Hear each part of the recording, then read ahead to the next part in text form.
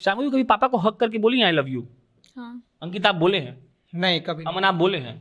नहीं, कभी नहीं। शायद वो दिल्ली में रहकर अगर ठेला भी चलाता हो तो खुलकर माँ बाप को नहीं बोल पाता है कि पापा हम ठेला चला रहे हैं, बस इतना बताता है कि पापा हम 15,000 कमा रहे हैं। एक शो आता था सत्यमेव जयते, उसमें आमिर खान अक्सर रो दिया करते थे और उसके ऊपर उनका बहुत मजाक उड़ाया जाता था। जैसे अगर हम रो दिए तो पिताजी को लगेगा कि लगता है कहीं पे कुछ कमी बेसी रह गया है, तो हमको रोज फोन करेंगे, बोलेंगे कि भेज दें क्या, कुछ भेज दें क्या, और हमको पता है कि वो भेज देंगे तो फिर यहाँ दिक्कत हो जाएगा, तो हम इसलिए रो नहीं पाएंगे, चाहे उनको बोल नहीं पाएंगे। रोना होगा तो अकेले रो लेंगे। बाइक वाले मर्द और औरत जा रहे थे तो पुलिस वाले ने बहुत मारा, तो बहुत बड़े मीडिया हाउस पे चल रहा था, I will not take the name. उसने कहा कि पत्नी के सामने किसी मर्द को मार रहा था, उसको शर्म भी नहीं आया क्या? कि प्रेशर वो आदमी झेल रहा होता है जिसकी बेटी और बहन चुनाव लड़ रही होती है, और महिलाओं को वहाँ पे कुछ फील नहीं होता है, और जब चुनाव हारता है तो शर्मिंदगी महसूस उसी आदमी का होता है, उस जो नेतृत्व कर रही होती है, जो चुनाव लड़ रही होती है, उस महिला का नहीं होता है। मतलब नफरत नहीं है आदमियों से, मतलब इस औरतों को आगे बढ़ाना है, लेकिन इस शर्त पे नहीं कि हमारे समाज के मर्दों को हम कुचलते हुए आगे चले। हम एक चीज़ समाज से मांगना चाहता हूँ, एक चीज़ ऊपर वाले से। समाज से ये कि हम लोग को रोने का आज़ादी दीजिए ताकि हम कहीं भी रो सके, कहीं भी चौक चौराहे पे बैठ के रो ले थोड़ा सा। और दूसरा भगवान से ये कि मतलब भगवान आप ऊपर वाला जोड़ी बनाते हैं तो कुछ ऐसा लाइफ पार्टनर दीजिए जो हम लोग को समझे, थोड़ा प्रेशर कम करे, ताकि जो मतलब ये रेट है मरने उड़ने का थोड़ा सा कम हो। मतलब अगर डॉक्टर कोई IAS ब्याह करेगा, डॉक्टर ब्याह करेगा तो गोबर ठोके वाली से तो नहीं करेगा। इस दुनिया में लड़कों पर बहुत कम लिखा गया है, इसीलिए क्योंकि लिखा क्यों नहीं जाता इसका जवाब किसी के पास नहीं है। इसी दुनिया में लड़कियों पर बहुत लिखा गया है, लेकिन हम इससे ऑफेंड नहीं होते हैं। बस बात यह होती है कि वुमेन्स डे के दिन जितना पोस्ट होता है, अगर उसका वेरिएशन हम निकाल ले तो मेंस डे के दिन बहुत कम पोस्ट होता है, इससे भी हम ऑफेंड नहीं होते हैं। तो हम किस बात से ऑफेंड होते हैं? हाँ, इस बात से कि जब सवाल इक्वलिटी पर उठता है तो जवाब उस हिसाब का क्यों नहीं मिलता है। जब सवाल इस बात पर उठता है कि लड़के और लड़कियां बराबर हैं, तो कई ऐसे लड़के होते हैं जो अपनी भावनाओं को मारकर कुछ और कर रहे होते हैं।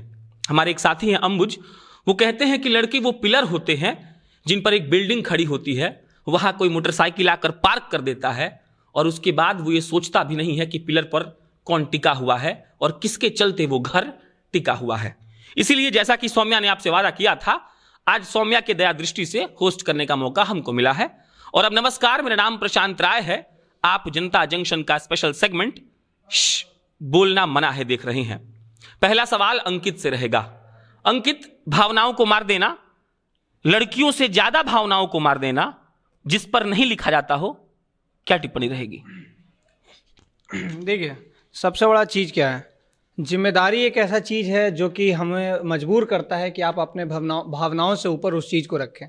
जैसे हम लोग अभी यहाँ हैं, कल दिल्ली में थे, देश के अन्य कोने में बहुत सारे लड़के बस इसलिए रह रहे हैं क्योंकि एक समाज और एक माता पिता जो जिम्मेदारी अपने बेटे को देते हैं, उस हिसाब से जिम्मेदारी वो अपनी बेटियों को नहीं देते हैं। उनके लिए होता है कि चलो ठीक है, बेटियां हैं, पढ़ेंगी लिखेंगी। और इसका एक और भी कारण ये हो सकता है कि ये देश, ये शहर, ये जो अपना बिहार है, ये लड़कियों के लिए सेफ़ नहीं है। तो माता पिता अगर ये सोचते हैं कि हम लड़कियों को अपने घर में रखें, लड़कियों को आसपास में ही पढ़ाई करें, इसके बदले लड़कों को बेहतर शिक्षा के लिए बाहर भेजें, क्योंकि लड़के लड़ सकते हैं और अपने मम्मी पापा को नहीं भी बोलेंगे। जैसे कि 2-3 दिन पहले का ही एग्जाम्पल ले लेते हैं। हमारे ऊपर जो मारपीट हुआ, उसके बाद कल पता चला मेरी माँ को ऑपरेशन था। हाँ, तो ऑपरेशन था, तो भी एक भावनाओं से ऊपर उठकर हमने ये चीज़ किया कि मतलब नहीं, उनका ऑपरेशन है। इवन जिस दिन ऑपरेशन था उस दिन हम लोग थाना का चक्कर काट रहे थे।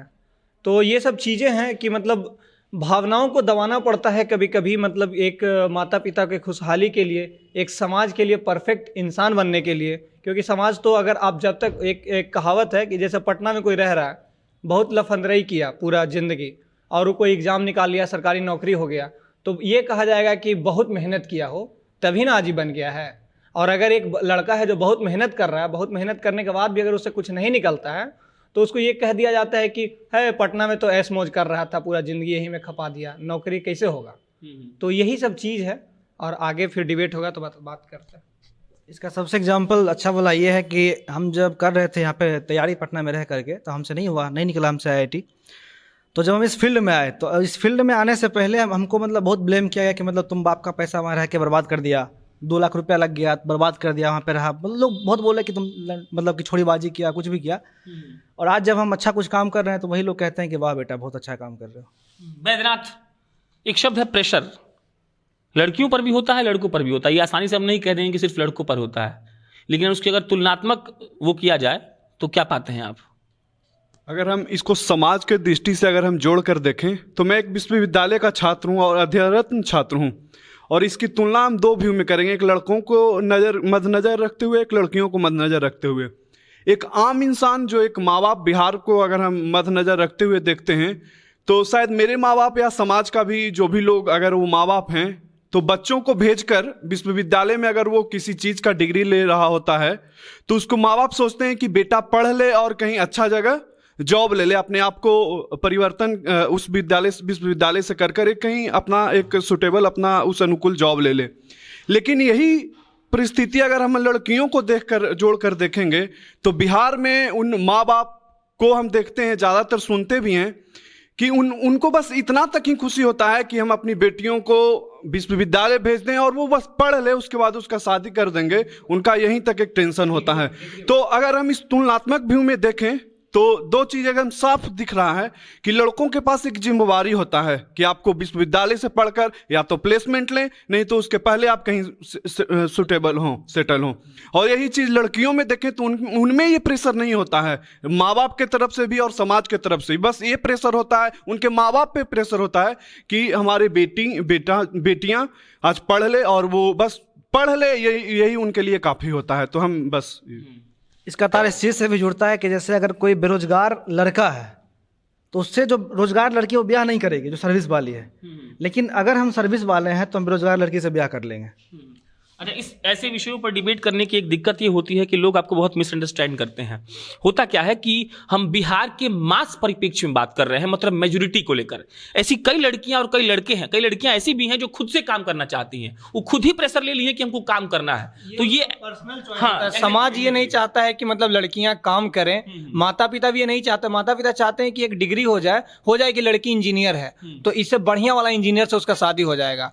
और नहीं, एक और बड़ा बढ़िया चीज़ होता है, जैसे लड़की इंजीनियर बन गई, शुरुआत में 5-6 महीना काम कर ली, 10 महीना 1 साल काम कर ली, तो हो गया कि भाई 20,000 रुपया कमाती है, 25,000 रुपया कमाती है, तो ये तय मान के चलिए कि समाज के हिसाब से कि उसको एक अच्छा इंजीनियर जो लाख रुपया कमाता है और उसके घर में 10 बीघा जमीन भी होगा, इस तरीके का शादी तो तय मान लिया जाता है। तो समाज की तरफ से यही चीज़ है कि लड़की को डिग्री दिलवा दीजिए, अगर उसका मन है तो चलिए, जब तक ब्याह शादी नहीं होता है तो घर समाज के हेल्प के लिए, घर के लिए हेल्प के लिए थोड़ा बहुत कमा ले। लेकिन समाज मास तौर पे यही सोचता है कि लड़की डिग्री ले ले। बिहार की बात कर रहे हैं, बाहर के लोग को दिमाग थोड़ा खुल चुका है और उस पर हम लोग नहीं जाते। अभी हम लोग बिहार पर डिस्कस करें तो बिहार पे ही करते हैं कि ये सोच हो जाता है कि आप डिग्री ले लीजिए और ये आपके लिए बहुत ही काफ़ी है। ये लड़कियों का अपना मतलब पुश होता है कि वो लोग कहती हैं कि नहीं, हम लड़ेंगे, हम इस दुनिया में सर्वाइव करने के लिए हम खुद कमाएंगे और हमें बराबरी चाहिए। तो लड़कियों का ये अकेले का फाइट है, ये समाज इस चीज़ को अभी तक स्वीकार नहीं किया है। इस चीज़ में मैं एक चीज़ ऐड करना चाहूँगी, एक्चुअली इन्होंने बात बिल्कुल सही बोली है, क्योंकि जनरली हम लोग देखते हैं जब लड़कियां पढ़ लिख लेती है तो माँ बाप ऐसे कर देते हैं, अब देखो ठीक है बेटा, तुमने अपनी डिग्री ले ली है, तुम 2 साल जॉब कर दो, फिर तुम्हारी शादी करा लेंगे। तो जो लड़कियों का जॉब करने का एंगल और लड़कों का जो जॉब करने का एंगल होता है वो काफ़ी डिफरेंट हो जाता है। Because when a man starts earning, तो उसका तुम उस हिसाब से कमाओ कि तुम्हें एक परिवार को चलाना है, तुम्हारी अर्निंग देख के हम घर में बहू लेकर आएंगे, उसका खर्चा भी तुम्हें उठाना है। जब एक लड़की कमाना स्टार्ट करती है तो उसके लिए माँ बाप के वहाँ तो ऐसा हो जाता है कि बेटी का पैसा हम थोड़ी लेंगे, तुम अपने लिए कमा रही हो, ये तुम्हारी पॉकेट में नहीं जैसा हो गया, तुम अपना खर्चा उठा रही हो। ससुराल जाने के बाद बेटी का मतलब वाइफ का पैसा हस्बैंड थोड़ी लेगा, क्योंकि अगर वो ले लेता है तो उसकी मर्दानगी पे क्वेश्चन लगने लग जाता है। तो एक्चुअली मैं इस चीज़ में बिल्कुल अग्री करूंगी कि सोसाइटी की तरफ से लड़कियों के ऊपर कमाने के लिए कोई प्रेशर नहीं है। अगर लड़कियां कमा रही हैं, पढ़ लिख रही हैं, तो वो अपनी लाइफ को बेटर कर रही हैं। लेकिन जब लड़के पढ़ लिख लेते हैं और कमाने लगते हैं तो उनकी कमाई को समाज के पॉइंट ऑफ व्यू से देखा जाता है कि तुम समाज को कॉन्ट्रीब्यूट क्या करोगे। और जब लड़कियां ये चीज़ करती है तो उनके पास यही रहता है कि आपको अपनी लाइफ बेटर करनी है। ऑल्दो लड़कियां खुद इनिशिएटिव लेना चाहती है सोसाइटी के लिए कॉन्ट्रीब्यूट करने के लिए, लेकिन लड़कों पे ये प्रेशर क्रिएट किया जाता है कि आपको करना ही करना है। शाम्भवी, एक और चीज़ है, जैसे गांव घर में ये कहते हैं कि मतलब अगर डॉक्टर कोई IAS ब्याह करेगा, डॉक्टर ब्याह करेगा तो गोबर ठोके वाले से तो नहीं है करेगा, तो इसीलिए लड़कियों को पढ़ाया जाता है। अगर जो थोड़ा सा संपन्न परिवार से जिनकी लड़कियां हैं, सोशल स्टेटस हाँ। को सोशल स्टेटस दिखाने के लिए कि वो पढ़ी लिखी लड़की आ रही है, पर उसका कुछ लॉन्ग रन में एक्सपेक्टेशन नहीं होती है कि वो कमाए और हमें कुछ अपने कमाई से दे। वो एक्सपेक्टेशन सिर्फ लड़कों से ही होती है। अरे ये प्रेशर बिल्डिंग का जो फॉर्मूला है लड़के और लड़कियों को लेकर, तो ये बात तो बिल्कुल सही है कि लड़कियां बहुत पहले से लड़ रही हैं इस चीज़ के लिए, लेकिन लड़का लड़ा ही नहीं, इसलिए क्योंकि समाज ऐसा सोचता ही नहीं है कि लड़का कभी लड़ेगा। तो ये वही है ना, ये प्रेजुडाइज है, लोगों के मन में ये माइंडसेट हो गया है। अभी कोई लड़की पढ़ लिख जाती है, जैसा कि सबने कहा, रिश्तेदार भी वही पूछते हैं कि तुम्हारी शादी कब हो रही है, पर लड़कों से ये पूछा जाता है कि तुम कितना कमा रहे हो और तुमने कितना बनाया है कमा के, क्या तुम अपनी फैमिली चला सकते हो, फैमिली के बाद तुम अब बच्चे कब कर रहे हो, तो तुम बच्चों का खर्चा उठा सकते हो कि नहीं। तो ये प्रेजुडाइज है कि लड़कों को कमाना ही है। जैसे कि जो मूवी थी कियन का, वो बहुत ही रेयर है, इसलिए सिर्फ एक मूवी बनी है। उसी तरीके से वो माइंडसेट लाने में बहुत समय लगेगा। जो टर्म्स होते हैं, जोरू का गुलाम है अगर बहुत अच्छे से बिहेव करता है तो, या निठल्ला निकम्मा है, घर जमाई, ये ट्रेंड बिल्कुल लोगों को एक्सेप्टेड नहीं है। भले कोई लड़का अगर चाहे कि मैं शादी करके, ये जो लड़कियां अभी आजकल लड़कियां कहती कि मैं चाहती हूँ कि मेरा हस्बैंड मेरे साथ रहे आके शादी के बाद, वो ना लड़कों को एक्सेप्ट होगा और उसमें उनकी गलती नहीं, क्योंकि उनको इस तरीके से बड़ा किया गया है तो उन्हें लगता है कि ये गलत है। पर ये नॉर्मलाइज हुआ तो आई थिंक ये जो सो कॉल्ड परफेक्ट मैन का जो डायमीटर है या लोगों के मन में जो परसेप्शन है, वो तभी चेंज होगा जब उनके ऊपर से भी वो प्रेशर हटाया जाए जो कि बचपन से इनबिल्ट किया जा रहा है। एक चीज जैसे एक शब्द बोला जाता है मौगा, मौगा बोला जाता है जो ज्यादा लड़की लोग में घुसा रहता है। तो अगर जो ज्यादा उनके उनके साथ बात करता है, घुसा रहना, तो ये लोग ऐसे ही बोलते हैं लड़की के साथ ज्यादा घुसा, मौगा।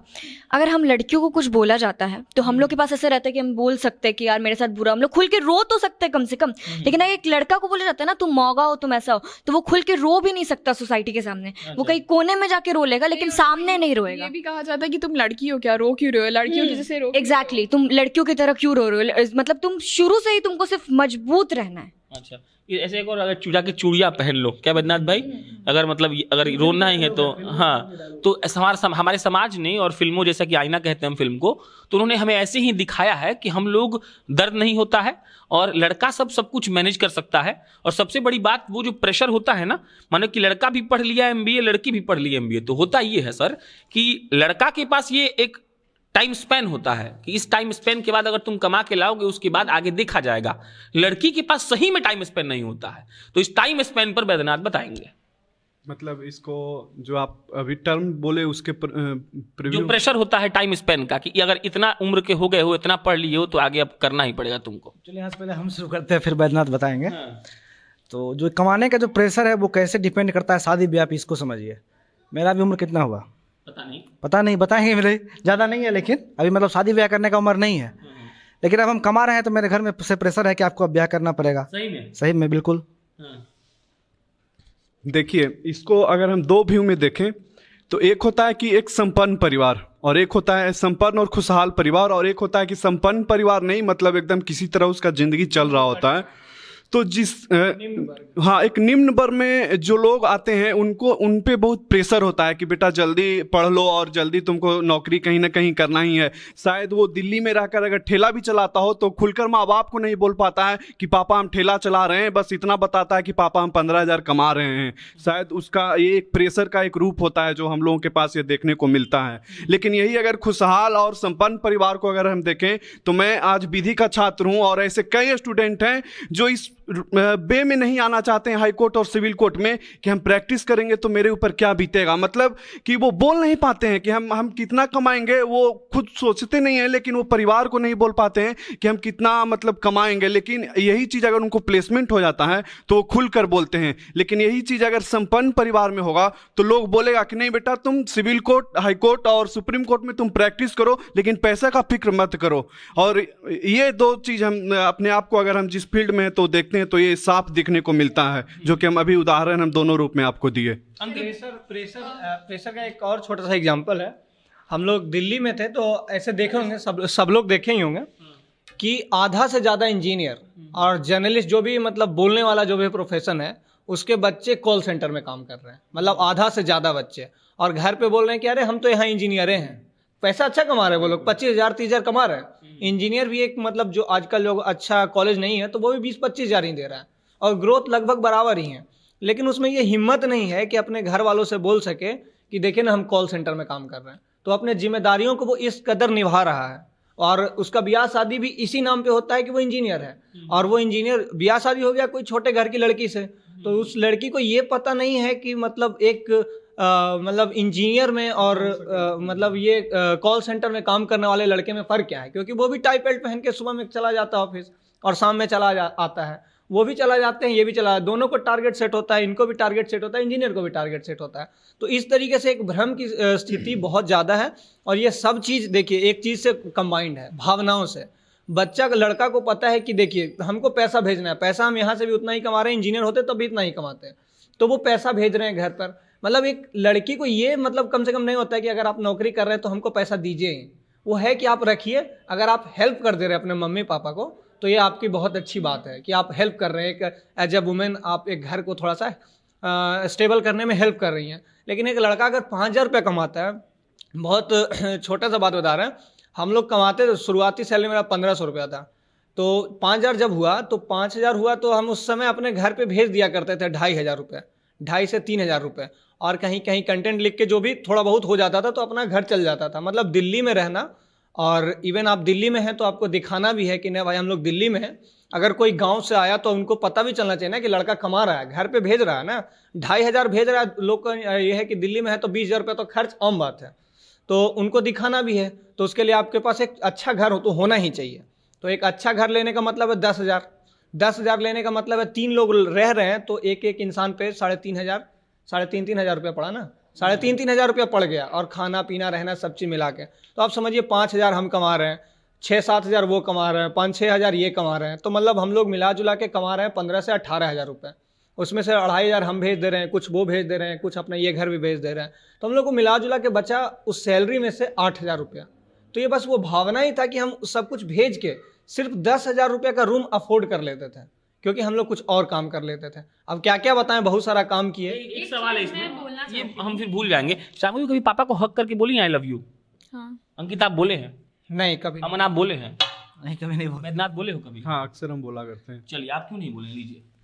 नहीं बोले हैं क्योंकि पिछला बार मेरी माँ कब रोई थी हमको याद है, बाबूजी कब रोए थे हमको याद नहीं है, तो इसलिए हमको कभी ज़रूरत नहीं मतलब ऐसा पड़ा। या फिर कभी ऐसा हम लोग जैसे गांव से आते हैं तो गांव में इस तरह का नहीं है, गांव में है कि दूर दूर वाला प्यार होता है, अंदर अंदर वाला प्यार होता है। हम अपने बाप के लिए कितना फील करते हैं, हम बाप के सामने नहीं बोलेंगे, लेकिन मेरे कोई मतलब दोस्त है उसके सामने बोलेंगे। मेरे बाबूजी मेरे सामने नहीं बोलेंगे हमको कितना प्यार करते हैं, किसी और के सामने बोलेंगे कि मेरा बेटा इतना अच्छा है हमको मतलब। आपके पिताजी को, अपने पिताजी को नहीं बोले होंगे? बिल्कुल नहीं बोले होंगे। अंकित जी आपका रीजन क्या है? वही बात हो जाता है ना, जैसे अगर हम रो दिए तो पिताजी को लगेगा कि लगता है कहीं पे कुछ कमी बेसी रह गया है, तो हमको रोज फोन करेंगे, बोलेंगे कि भेज दें क्या, कुछ भेज दें क्या, और हमको पता है कि वो भेज देंगे तो फिर यहाँ दिक्कत हो जाएगा, तो हम इसलिए रो नहीं पाएंगे, चाहे उनको बोल नहीं पाएंगे। रोना होगा तो अकेले रो लेंगे। ये जो इन्होंने कहा कि पापा को उसका एक और है कि मेरे पापा अगर वो रोए, मेरे पापा किसी के भी पापा मुझे नहीं लगता है कि ज़्यादा रोते या एक्सप्रेस करते हैं, है ना। तो कभी कभार जब उनका ब्रेक डाउन होता है, यानी कि जब वो किसी बात पे बहुत इमोशनल हो गए या रो दिए, तो जो लोग हैं वो उस चीज़ को बहुत अलग धारणा से देखते हैं। वो सोचते हैं कितना वीक है ये, कैसे रो रहा है, अपनी वाइफ या बेटी के सामने कैसे रो दिया, इतने लोगों के सामने कैसे रो दिया। तो वो जो एक लोगों के मन में धारणा है, उस वजह से वो लोग भी इतना एक्सप्रेस नहीं कर पाते हैं, और उसी का रिजल्ट होता है कि जो बेटे हैं या बेटियां हैं वो भी उनको उतना एक्सप्रेस नहीं कर पाते हैं, जबकि प्यार बहुत है, दिखाना भी है, लेकिन लोगों के प्रेशर की वजह से। अब प्रेशर का एक और डेटा भी है कि 2015 में आई थिंक एनसीआरबी के डेटा के तहत 68% ऑफ जो मर्द हैं उन्होंने सुसाइड किया था, और उसका वजह ऑफ कोर्स शादी का प्रेशर था मोस्ट ऑफ देम में। तो लोग कहते हैं कि डिप्रेशन या सैडनेस ज़्यादा लड़कियों में होता है, पर ऐसा है नहीं। प्रेशर के कारण लड़कों में और पुरुषों में ज़्यादा होता है, पर उसी कोई बात नहीं करता है। फिर मोलेस्टेशन हो गया, ऐसी बहुत सारी चीज़ें हैं जो लड़कों के साथ बहुत होता है, पर कोई मीडिया हाउस उसको रिपोर्ट नहीं करता है। अगर कोई लड़की का रेप तो गलत ही है, बट किसी लड़की का रेप होगा तो बहुत भूचाल मच जाता है। वैसा ही अगर जो उनमें केसेस है उसके बारे में भी बात करनी चाहिए। तो हर एंगल से मेल हरासमेंट का बात करें तो लोग लगेगा कि ये तो बहुत नया चीज है, होता है क्या, बहुत नया चीज़ है और एक्सेप्ट भी नहीं करते हैं। होता है क्या। एक और भी प्रेशर का एक चीज रहेगा कि जैसे मान लीजिए कि जैसे अभी देखते हैं बिहार में कोई भी मतलब परीक्षा होता है तो बिना कोर्ट के नहीं होता है, तो लाठी खाए वाले में सबसे ज़्यादा लड़के ही रहते हैं। मतलब अगर 100 लोग पिटा रहे हैं तो उसमें से 80 से 85 को आदमी लड़के रहता है, 10-15 को रहती है तो वो भी पीछे रहती है और पुलिस को मारता नहीं है। तो ये भी एक जिम्मेदारी ही है कि अरे भाई हमको नौकरी लेना है, चाहे लाठी खा के मिल जाए, चाहे हमको मतलब घूस दे के मिल जाए। घूस देने के लिए मम्मी पापा इसलिए तैयार रहते हैं कि लड़का सेट हो जाएगा तो कुछ ठीक हो जाएगा, घर का माली हालत ठीक हो जाएगा। तो ये भी एक जिम्मेदारी है। वरना हम लोग एक बार हुआ क्या था कि एक बाइक वाले मर्द और औरत जा रहे थे तो पुलिस वाले ने बहुत मारा, तो बहुत बड़े मीडिया हाउस पे चल रहा था, I will not take the name. उसने कहा कि पत्नी के सामने किसी मर्द को मार रहा था, उसको शर्म भी नहीं आया क्या? दोनों आदमी टिप्पणी दीजिए, हम रिपीट कर रहे हैं। बाइक पर मर्द और औरत जा रहे थे और पुलिस वाले ने आके बहुत मर्द को मारा। एक बड़े मीडिया हाउस ने ये बोलकर वॉइस ओवर चलाया था कि उसकी पत्नी वहीं खड़ी थी और उस मर्द को मार रहा था। अब बताइए क्या है ये? अभी हम लोग जब प्रेशर की बात कर रहे थे तो जनरली सबने क्या बोला, कमाने का प्रेशर रहता है, कमाने का प्रेशर रहता है। आई हैव ऑलवेज फेल्ट कि लड़कों पे एक जो इमोशनल प्रेशर रहता है उसकी बात नहीं की जाती है।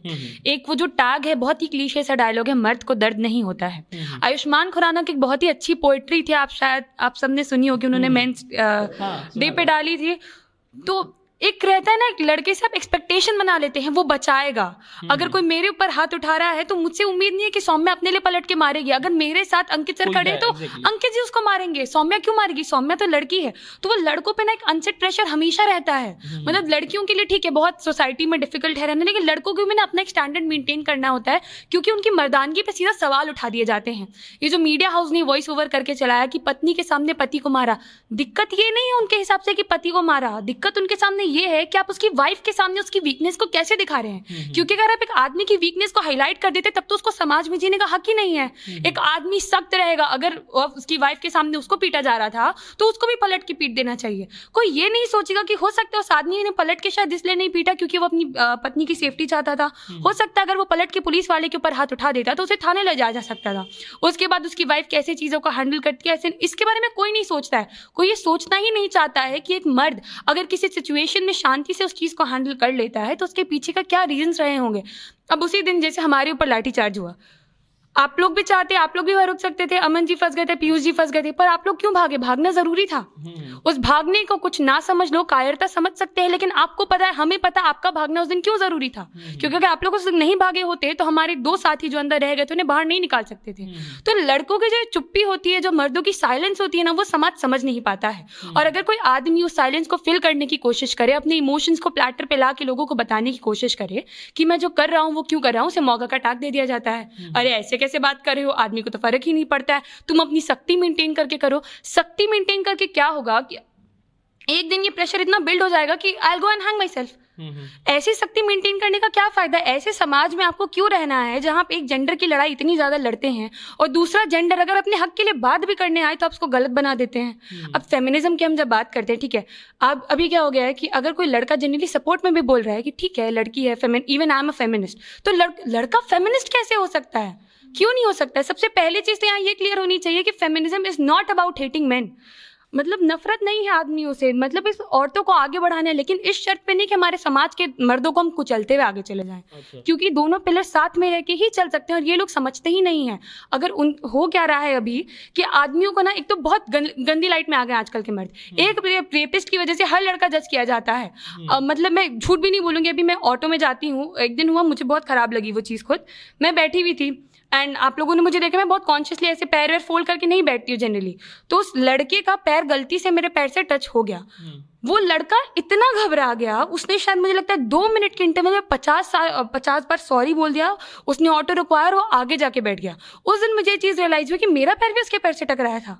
मुझे कोई डर नहीं था, लेकिन उस लड़के को इतना डर था कि पता नहीं क्या हो जाएगा कि उसे इतनी बार अपोलोजाइज करना पड़ा और उसे उठ के अपनी जगह पे बदलने लगी। अभी अगर होता है कि मान लीजिए गलत टच होता है कुछ, इनको टेंशन होगी क्योंकि मैं एक बार लट के क्या बोल दूंगी, मेरे को टेंशन नहीं होगी। क्यों? क्योंकि मुझे पता है, मतलब ऑटोमेटिकली कि एक सोसाइटी ऐसी हो गई ना, चिल्लाती हुई लड़की की आवाज पे ज्यादा ध्यान जाता है। इसमें मैं किसी लड़की को टारगेट नहीं करूंगी, बट ऐसे बहुत केसेस हैं जिसमें एकदम ये साफ होता है कि अगर एक लड़की चिल्ला रही है, अगर वो चिल्ला कर कह रही है आई एम बीइंग हरास्ड, तो वही सही होती है। रिएक्शन क्या इस पे?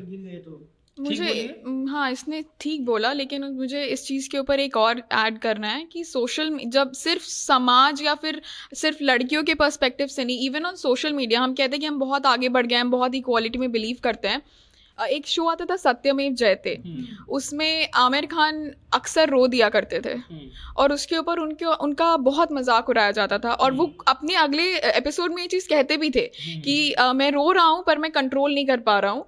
तो ये जो सोशल मीडिया पे जो मीमर्स हैं और ये सारे लोग किसी भी लड़के की रोते हुई शक्ल को लेके जो मीम्स बनाते हैं, ये सारा चीज़ अगर नहीं रुका तो सिर्फ जो तुमने कहा कि लड़कियों को ऐसा फील नहीं होता, ऐसा उसके अलावा सोसाइटल वे से सोशल मीडिया या मीडिया हाउसेस को भी इन चीज़ों के बारे में बात करनी चाहिए बढ़ चढ़ के, जैसे कि हम आज कर रहे हैं। और हाँ, आई एग्री टू दैट।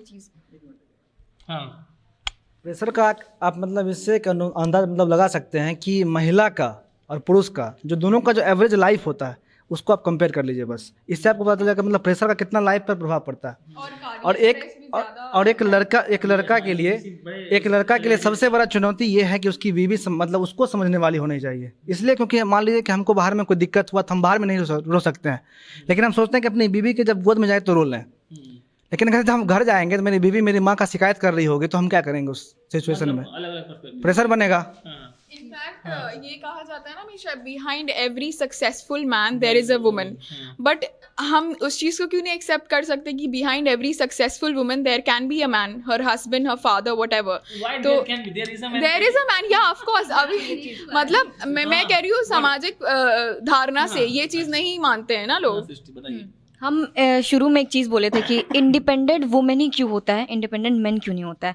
तो मतलब ये तो बोले थे कि मर्दों को पहले से इंडिपेंडेंट मान लिया जाता है, इसलिए भी मान लिया जाता है कि वो बहुत कुछ कर सकता है, और इसलिए भी मान लिया जाता है कि वो सब कुछ कर सकता है। वो पैसा कमा रहा है तो बहुत नॉर्मल है, उसको करना ही पड़ेगा, वो उसके लिए बहुत नॉर्मल है। तो मेरा सवाल ये है कि इंडिपेंडेंट मैन भी तो हो सकता है, वो खुद पैसा कमा रहा है तो उस चीज़ को भी तो थोड़ा भाव दो कि वो पैसा कमा रहा है तो बहुत बड़ा बात है, कुछ करके ही पैसा कमा रहा है ना, फोकट का तो नहीं कमा रहा है। बट लोगों को ऐसा लगता है कि वो पैसा कमा रहा है तो ठीक है, कमा रहा होगा, वो तो उसका काम ही है, उसको करना ही पड़ेगा भाई।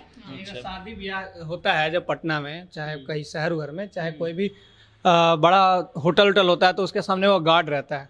जैसे क्रिसमस आता है तो उसको लाल वाला टोपी पहना के और ऐसे बिठा दिया जाता है गेट पर। शादी होता है तो मूछ लगा के खड़ा कर दिया जाता है उस पर। और मतलब ये चीज़ महिलाएं नहीं करती हैं, अगर आप लोगों ने गौर किया होगा तो ये सब चीज़ महिला नहीं करती है, वो पुरुष ही करता है। जैसे अभी नया साल आएगा तो फिर वो कुछ नया रंग रूप दे के उसको फिर वहाँ खड़ा कर देगा। होली आएगा फिर उसको कुर्ता उर्ता पहना के जोकड़ बना के उसको वहाँ खड़ा कर देगा। एगो बड़ा पेट वाला सब लड़के बनता है, लड़कियाँ नहीं बनती हैं।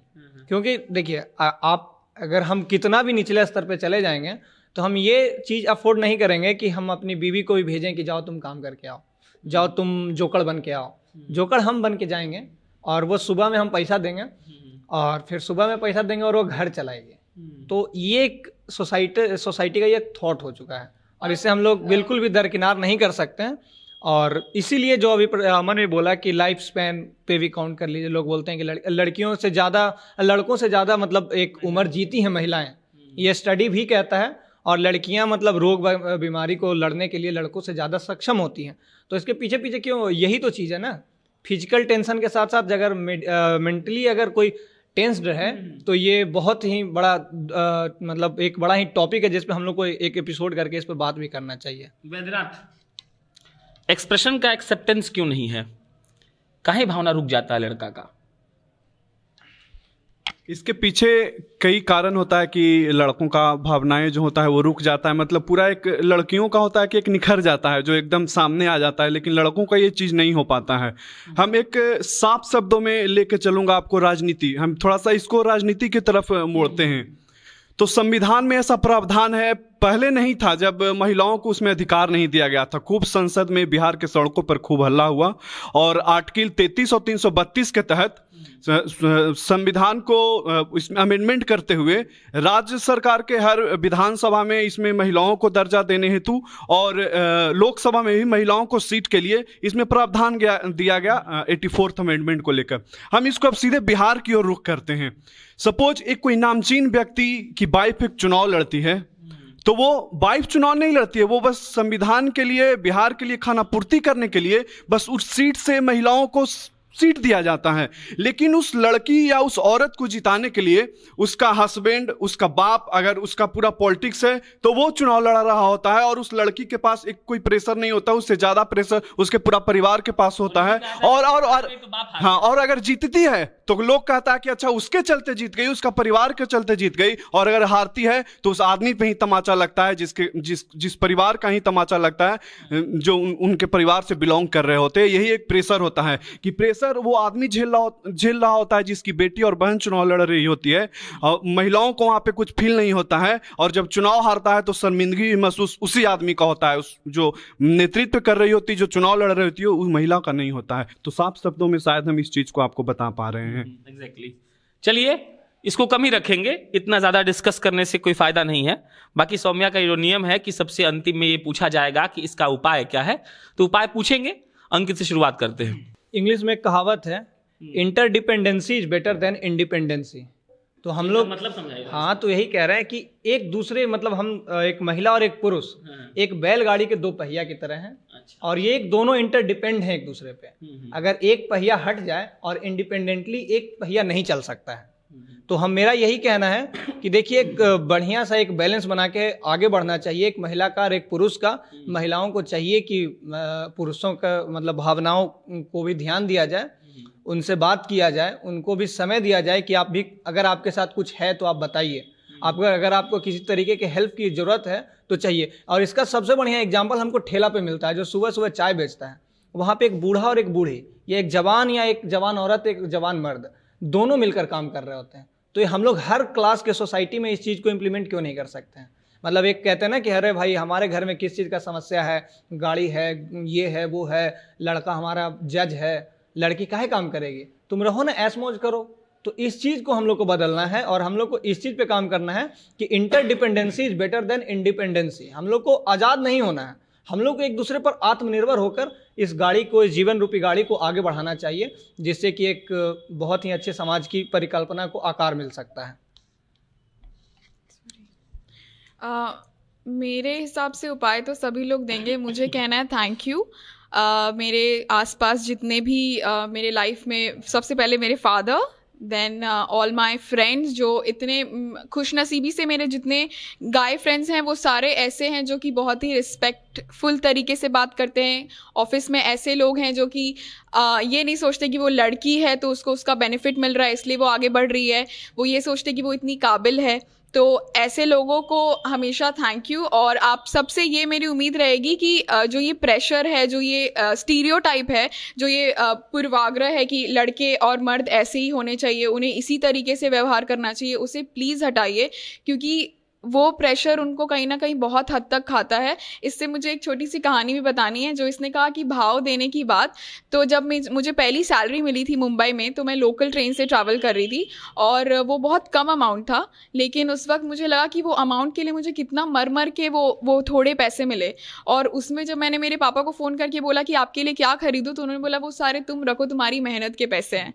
तो इस चीज़ के लिए उस वक्त मुझे बहुत अफसोस हुआ कि वो सारे पैसे तो वो हम पे खर्च करते हैं, और हम अपना छोटा सा हिस्सा भी उनको दें तो वो उनको बर्दाश्त नहीं होता, उन्हें लगता है ये तो मेरी जिम्मेदारी है। तो लड़कों के ऊपर और मर्द के ऊपर ये जिम्मेदारियों का बोझ थोड़ा कम करे, और जैसा कि अंकित ने कहा, इंटरडिपेंडेंस उसकी खासकर ज़रूरत है। हम यही बोलना चाहेंगे, सौम्या एक बार हमसे अभी कुछ देर पहले सवाल पूछी थी कि तुमको कैसा पति चाहिए। मेरे जवाब में ही मतलब लोगों के लिए भी वो चुप है, हमको एक ऐसा पति चाहिए जो ओपन माइंडेड हो। ओपन माइंडेड उसका मतलब ये नहीं जो ये समझे कि लड़की को ये करना चाहिए, लड़की को वो करना चाहिए, लड़की जो चाहे वो कर सकती है। उसको ये भी पता होना चाहिए कि लड़का जो चाहे वो कर सकता है।